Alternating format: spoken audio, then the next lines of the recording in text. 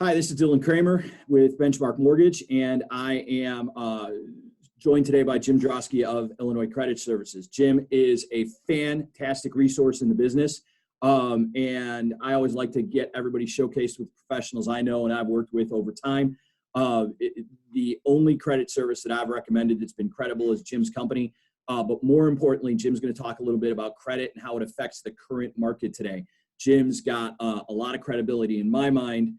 For two reasons. Number one is he's a guy who has a perfect credit score, and he's been able to validate that in a way that has put CNBC on his track. And he's had multiple articles over the course of the last month, 3, I believe it is, where CNBC has come in and highlighted his conversations about credit. So when I have credit questions, when I have credit expertise that I need, I go to Jim. Jim, how are you today?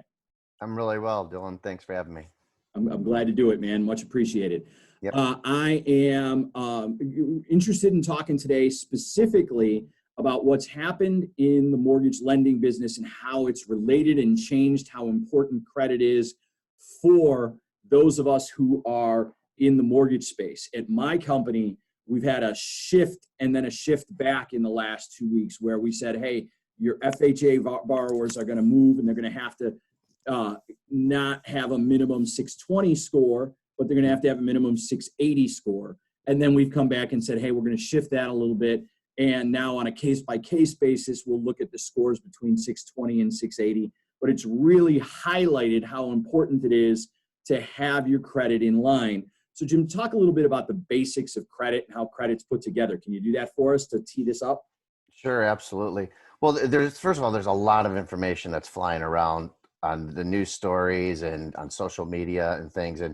And while payments, people are kind of they're having some difficulties figuring out how they're going to make their payments, but the credit aspect of it is something that people are aware of, but they're getting a lot of misinformation. So the first thing that we really need to talk about when it comes to credit is understanding what a credit score actually is, because they don't teach this in schools to anybody. And so when they factor a credit score, they calculate a credit score. It's not actually a grade of what you've done in the past. A credit score is a prediction of what you're going to do in the future. Okay. Really? Talk a little bit about that. Yeah. So when credit scores were developed, and the first FICO scores were put on credit reports back in 1989. So it's not that long ago, but that's when the first credit scores hit credit reports, right? Well, they didn't create credit scores for consumers to look at. They created them for lenders to help them make a lending decision.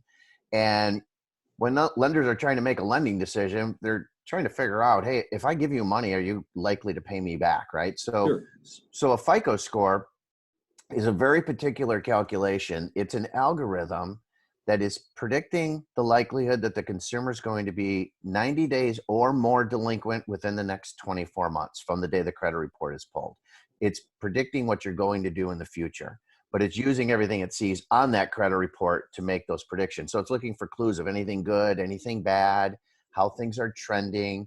And then so it's it works almost the absolute opposite of the way most people think, right? Which is, I pay my bills, my score goes up. Yeah, or if I pay a collection, my score goes up. Pay the bad debt. Now, there's some truth to that, but it doesn't always work that way, because here's something that people also don't realize is that there's not one credit score out there. There are hundreds of credit scores literally out there, which sounds a little mind-blowing, because most people think, they'll go to Credit Karma and they'll see a credit score and then they'll call you and you'll run a credit report and say, well, okay, your Credit Karma might say you're a 660, but the mortgage score is whatever it is. And it's usually different, right?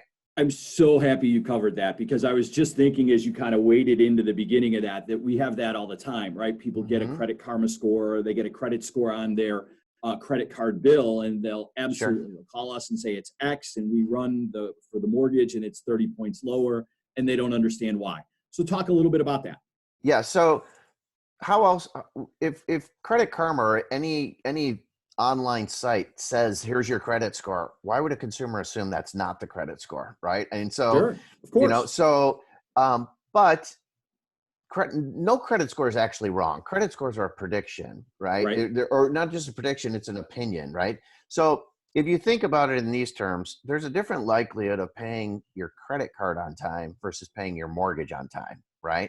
Fair. So there's a different algorithm when they calculate a mortgage FICO score than when they calculate an automobile FICO score or a credit card FICO score, or when you go to Credit Karma. So there's all these different models because they're trying to figure out what's the likelihood you're going to pay me back. I'm a mortgage company. Are you going to pay your mortgage on time? If I'm a credit card company, I want to know if you're going to pay your credit card on time.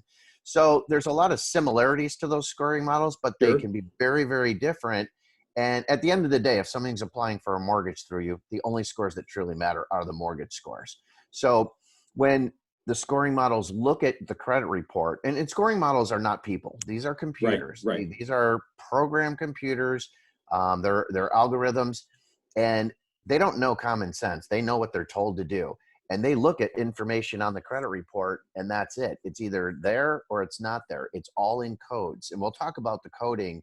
That's going to be very important when we're talking about deferrals and forbearance and things like that. But, credit scores can only grade what they see in those codes, and then they develop those scores. So, it's very important to know that there's a lot of different scoring models out there, and there's different rules for each model. Makes sense. So I think that the biggest two things I want to talk about today, and you can cover anything under the sun under those two umbrellas, and you tell me what you want to cover first. I want to talk a little bit about, on one hand, hey, we've got to get new mortgages. There's a lot of great interest rates, opportunities to refinance. I think that the people who have been sitting on the sideline waiting for the market to slow down and become a great time to buy, if they're going to stay employed and don't have that risk, they're going to get a great deal on a house as soon as everything kind of blows over and settles down. So getting that new mortgage is credit score issue number one. And then credit score issue number two is I have a mortgage and I'm on the exact opposite side of the coin. I'm struggling already and I've only been off work. My income is reduced or eliminated. How does forbearance work? And most importantly, how does that affect my credit going forward? I talked a little bit in a video yesterday. There'll be a link on this page about the details of forbearance. So I don't want to get into the mechanics of forbearance, Jim, because we'll repeat that in this video and let's not do that. But if I elect to pursue forbearance, what's going to happen to my credit? So can we, which one do you want to cover first? Let's talk about the forbearance. And so they all sound good. Forbearance, deferral, right? Don't have to make your payments for whether it's 90 days, 180 days, whatever it may be. But how they're reporting the information to your credit reports is extremely important. Now, here's the thing. No regulator, no lender, they're not trying to hurt people right now. Everybody's trying to help people do the right thing, help people recover, get in a healthier position. But there can very much be unintended consequences here. So the way the CARES Act, the 748 CARES Act wrote specific information for credit reporting under section 4021. What they say is that if a consumer goes into a deferment or any kind of accommodation, they refer to it as, is if they enter into an agreement with a lender to either defer payments or forbearance or whatever it may be, then the lender, if the consumer is current on their obligation going into that accommodation, into the forbearance, into the deferral, then they are going to continue to report them on time. If they're delinquent going into that, then they're going to continue to report the delinquency. So it's kind of wherever you're at on your loan right now, they're going to continue to report it that way. Now, the problem with that is no one really knows exactly how long the timeline is to get your loan in a forbearance or get your deferral in place.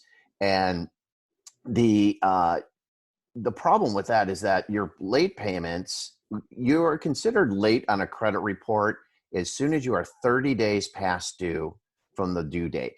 So if April 1st, your payment is due, on April 31st, on May 1st, your payment is now 30 days late. And so you need to be sure that whatever agreement you're entering into it doesn't take longer than that period to get put in place. So specifically, if somebody is concerned about their April payment and starts negotiating with their lender, and again, we cannot stress it enough on forbearance, you have to communicate with your servicer lender, not with the folks who Absolutely. originated your loan like me. We can point you in the right direction, but those conversations have to come from the call center. Mm-hmm. If you start those conversations today and don't resolve them before May 1st, for in this example, you run the risk of your forbearance being a running 30-day late, 30, 60, Correct. 90, stacking on top of it from the April 1st payment. If you get it signed, sealed, and delivered early in April, you can be fairly confident, but that's probably trap number one. And the lenders are swamped with forbearance requests. Absolutely. It's on you to make sure these dates look right relative to your credit report, right? Yep. Act fast and act early if you want to get it into those programs, because Here's also the thing. They're going to tell you, lenders understand what's going on. What we're talking about is how it could impact the credit reports. They're going to say, hey, look, we're still working on it. It's May 5th. We know we're going to get it done. But the problem is, from a credit reporting standpoint, they're supposed to report accurately, which means if you actually are over that 30 days, they're going to say it's okay, but you could already have that adverse impact on your scores. Well, and there's two different things, right? It's okay, we're not going to foreclose. We're not going to be interested in taking your house back. We've noted the system to not put you on that track, but that doesn't mean they're not going to impact your credit report in a way that will have very long-lasting impacts, right? We're through this. Correct. You get a new job, or you get back to work, or things are back to normal in a year, and you go to buy a car, and boom, you've got this series of mortgage late pays that you now have to deal with from a score standpoint. True? Yes, that's very true. So there's one other thing I wanted to bring up on the on how they report this information. They could report your payment on time, because there's a lot of aspects when it comes to credit reporting. There's a lot of fields, a lot of information they put on those credit reports. One of them is your payment history, right? Are you on time or are you not? Right. Let's assume that they report that you're on time, but you're in a deferment or a forbearance, but they're reporting on time because it worked out, the way that it should. Sure. But there's also what's called special compliance codes, SCCs. That's where they put a narrative on they could put a narrative on the credit report for that trade line that says that it is a deferred payment, or it's a forbearance, account in forbearance. That might show your payments on time, but that coding in itself could be considered derogatory as far as some credit scoring models are concerned. So the lenders may say, hey, we reported you on time, but yes, you were in forbearance, so we applied that condition code. That code could be considered negative on the scoring models and drop a score. Sure. So you could end up with a negative credit score impact, even though everything's being completely told the truth. Hey, you're not late. Yes. Right. But you didn't make a payment either. So there's this middle ground that you don't know what the scoring model is that you might be under the influence of going forward. So I think, Jim, that what we're getting to is kind of the conclusion that I drew to overall. If you can make your payment, make it. Not only because you're obligated to make your monthly payment, but because you're going to get in a long line, it's going to be crushed, and the unpredictable credit impact is probably not worth it to try and make this a strategy from a cash flow standpoint. Leave the forbearance to the people who really need forbearance, and then understand these are your potential impacts, right? Right. Just because, the news says, hey, you can skip your payments, it just, it's putting a lot of economic pressure on the lenders and things. And just, if you're in a hardship, absolutely, a lot of people are going through difficult times, then you need to do that. It's just, that's what it's for. But if you don't need to, I don't recommend doing that. So are you also, by the way, and I don't want to step on, another segment that you're going to have, are you going to be covering the difference between, or which is better to do, of forbearance or deferrals? No, I don't think we're going to spend a ton of time on that. I think that that's better left to a conversation about that issue. Although if there's a credit-related thing you want to share about that, let's do that now. Well, it has to do with when you have to pay those payments back. So let's cover that as it affects the credit score. Go ahead. Sure. So what happens typically in a forbearance, they say, okay, you don't have to pay 3 months of payments, but in the fourth month, now you have to pay those payments back. That's why a deferral is different, which again, you're going to cover that in more detail later. But the problem is if you can't abide by the agreement of the forbearance, then, and you can't, come up with those payments on time, then immediately in that fourth month, you could be okay for 3 months. And in the fourth month, you may start to have 30 days, 60 days late immediately as soon as that happens. So the devil's in the details. It's just, you need to get things in writing with your lender. Sure. Don't just take their word for it. Make sure that something's in writing and that, it's very clear, because they have no responsibility they can report something, but they don't have a responsibility to the scores. The scores Correct. are something that is just created by FICO. It's an algorithm. Even the credit bureaus don't have an obligation to the scores. They don't create those scores. No, So, that makes all the sense in the world. The thing I would tell everybody is, hey, lots of these forbearance agreements, in a nutshell, open up this can of worms relative to your credit score for the long run, because you're going to end up in a situation where, let's say your payment's $2,000 a month, and the example I've been using is $2,000 a month. Defer $2,000 in April, $2,000 in May, $2,000 in June. Now you owe $8,000 in July. Well, you may say, hey, I don't have the $8,000, but I got $5,000, and they give you $5,000, and they'll work with you on the other $3,000. But now they're going to go back and say you didn't meet the terms of the forbearance, and now you didn't handle your business on your loan, and now you got negative credit score impacts, even though they've given you $5,000 and you're working to get caught up and nobody's getting foreclosed on. We're still in a good spot relative to retaining the house and getting through this turmoil. Sure. But your credit damage is potentially out there. It is. And that's the thing that people are, they have to think in the now, with their finances. And I understand that, but you really need to start looking at how this could impact you down the line. And that's where credit, looking at that, how things could impact your credit is really, really important. Awesome. Good stuff. Jim, let's talk a little bit about managing your credit score. One of the things I mentioned, turning our attention away from forbearance and more towards getting approved. We've been in a situation where the market has applied less value. So long story short, when people are in the mortgage business, most mortgages are created to be sold into the aftermarket. And so those loans have a value. And let's say, for the purpose of the illustration, that value is 2% of the amount you borrow. At the end of the day, what will happen is, if you borrow $100,000, your mortgage company will go sell it for $102,000. Somebody will collect the payments. They'll make that $2,000 back over time on your interest, et cetera, et cetera. The mortgage company will then pay the $100,000 they loaned you off, however they borrowed it, and have $2,000 left over to pay their people, pay the bills, et cetera, et cetera. In the last 2-3 weeks, what's happened is the folks who buy loans have become very, very worried about your lower credit score borrowers being the folks who default. To your point at the beginning of the conversation, how likely are you to go 90 days late in the next year or two? They become far more worried about that and are unwilling to pay 2%, for example. They might pay 1%. Well, that's disrupting the business model of mortgage companies. Right. Some of whom have said, hey, we want to eliminate your lower credit score borrowers from the new loan pool, or we want to reduce the availability of credit to those folks in that lower pool. And my question to you is, what are things people can do to start to pursue a higher credit score? I think rates are going to stay low for a long time. And so if you're in a place where your income's good and not likely to be disrupted, right? Lots of people are going to be working. Nurses are going to be working a lot for the next year or two. There's no question about it. Plenty of overtime, plenty of opportunity.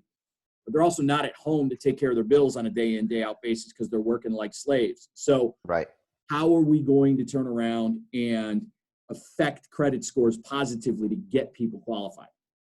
Well, there's a lot of basic things. I mean, the first and foremost thing is make sure that you don't miss any payments. I mean, again, we're not talking about the forbearance and things, but life's busy.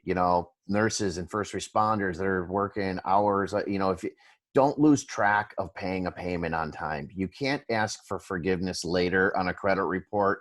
You have to, you just pay it on time. So first thing, set up automatic payments for the minimum payments on anything you have. You can always pay more. You can always pay more later. You just don't want to slip up and have something get missed and slip through the cracks, especially nowadays when things are sent there's a lot of paperless statements that are sent by email. You Sure. delete an email, all of a sudden you forget about it. So that's the first thing.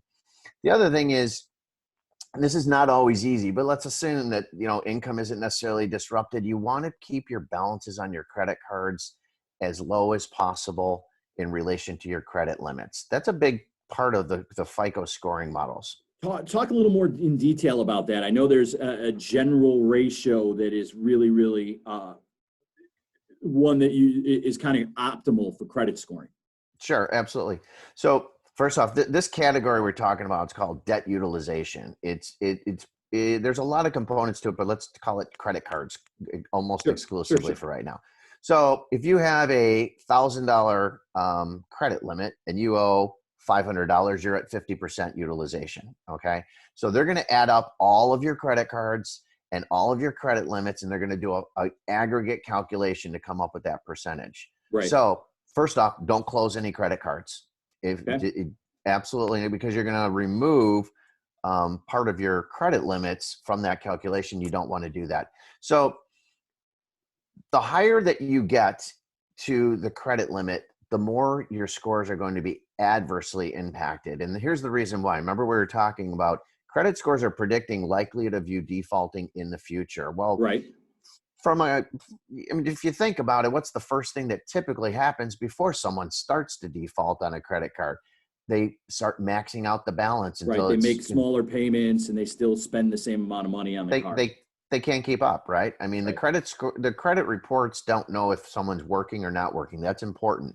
They don't know if you're collecting unemployment or you're gainfully employed. They don't have that information. All they know is what they can see. So the lower that you can keep your percentage of the credit limit with the balance, the better. Now, you'll hear a lot of things that say keep it under 50%, keep it under 30%. Here's the reality. 50 is better than 100, right? So, 30 is better than 50. Now, there is, you mentioned an optimal percentage. When I maintain an 850 credit score, my percentage is at 1%. Okay. Now, you don't need to be at 1% because you don't need to be at 850. But the point is this. I always tell people, target 10% of your credit limits if you can. Okay. Just, that's the place it's a nice, easy to remember number. The problem is some of these smaller credit cards, these $300 credit limit cards, it's really easy for those to creep up on you. Sure. It's really easy to owe $250, $300. One trip to the store. Absolutely. So you want to try to target 10% or less. That's also better than zero, by the way, because people say, hey, you know what? If I can afford to pay it off, I'll just pay it to zero. If lower is better, zero's got to be the best. Well, it's actually not, because credit scores are trying to figure you out. They're trying to get clues of what you're up to. So if you're at zero, you're actually not using your credit cards as far as they're concerned. So they're looking for clues of you using your credit, but not abusing your credit. Right. Makes sense. So if somebody was in a situation where they had over these next few months, an opportunity to really dig in on their credit report, getting those balances down, and let me ask you that, is there a difference? Let's say I have two people, and individual A has $20,000 worth of credit card debt on 4 cards, $5,000 each, just to keep the numbers around, and they owe $16,000 between the 4, pretty much 4 on each. Is it better to pay one card off or to pay equivalent amounts down on the other one?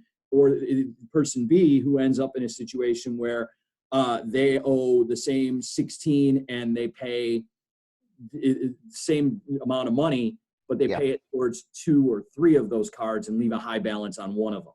Yep. So here's the thing. What we're talking about is aggregate versus card by card, right? Yes. And they do the scoring models will do a calculation in both ways, but the more important number is the aggregate number. So if you split 16,000 between 4 cards, or you have it all on one card and you have zero balance on the others and 16 grand on one, it's actually better to have it all on one. And here's the reason why. Tell me. Is if you have 5 credit cards and you have a balance on all of them, then you start to impact the credit scoring algorithm in a way where they're looking at that, hey, you like to use plastic too much. You're using every card you have in your wallet. That's not good. They Right. don't want to see that. They want to see you maintaining control. Yes, if you have a high balance on one, that's okay as long as you don't have balances on all your cards. So this is why, people go out and get store cards, and store cards, in my opinion, you should always stick to the Visas, MasterCards, the bank cards, as opposed Right. to, because if you get a Kohl's card, you only use it at Kohl's. Right. Then you also need a Target card. You need a Macy's card. So you end up with all these different cards. And if you have balances on all those, you're using your plastic more than the scoring models would like to see. Fantastic. Mm-hmm. All right. So that's a way we can affect our scores, is to get that aggregate credit utilization down. Obviously, like you said, 50% better than 100, 30% better than 50, 10%-ish, totally optimal. Right. Awesome. There's one thing I wanted to bring up, though, real quick, do. about one of the myths and people are probably going to be hearing about this a lot if they have some mistakes or errors going on, or forbearance things impacting their credit. They're going to be told that they can put 100-word statement on their credit report. You probably have heard of that before. Yes. And people will think, okay, well, let me tell my side of the story, and it makes it okay. Well, that is read by people looking at your credit report, underwriters, loan officers. They can see that it's a documented their side of the story, and that can make sense, right? Like a letter of explanation. Here's the thing. People assume that impacts their credit scores, where they're basically saying, I know I was late, but here's the reason why, and that may not impact their credit scores anymore. Those 100-word statements have no impact on the scores whatsoever. So it might be a feel-good thing to put that on your credit report, but it's not going to help your credit scores. Awesome. Well, Jim, we're 25 plus minutes into this conversation, so I think that we're going to have to do this again at some point, but I think we've bitten off enough for everybody today. So just to kind of summarize what we've talked about, be very, very careful in selecting the path of forbearance. The thing is that there are lots of places where you can get tripped up from a credit score standpoint and not only elect forbearance, which is challenging enough, but select credit challenges accidentally over the course of the next couple of years, while being completely accurate about your forbearance on your credit, but still having a negative impact, right? Yeah, absolutely. And then the second thing is, if you're in a situation where you are looking to refinance, or you're looking to buy your next house, you're going to come out on the other side of this crisis with your income intact and with your financials intact, the best thing you can do is, while you're not out spending on your normal habits, dedicate some of that money to reducing your aggregate balance across all your revolving debt credit cards, and help you score that way, so you can get qualified for the best terms possible in a mortgage market that is shrinking the box of what's available. Fair enough? Yeah, absolutely. One thing that is really good to do too throughout this whole process, keep an eye on your credit. Look at it, monitor it. You can use Credit Karma. It's okay. It's free. It's only 2 of the 3 reports, but in some way, somewhere, wherever you're doing, is keep an eye on your credit reports, especially if you're entering any of these programs, so you can see how things are impacted on your credit. Awesome. Jim, it's great advice. I appreciate you coming in. I'm going to remind everybody that there are links to Jim's company and what they do if you're looking for extra help with your credit. That's what you do, right? Yep, we do credit repair. Absolutely. So there'll be some links on the page there. Share that up. Feel free to share this video. Otherwise, Jim, I appreciate you taking time today. Thanks so much for sharing all this with us. It's really awesome. Thanks, Dylan. I appreciate it anytime. You bet. Have a great day. Thanks. Okay, you too.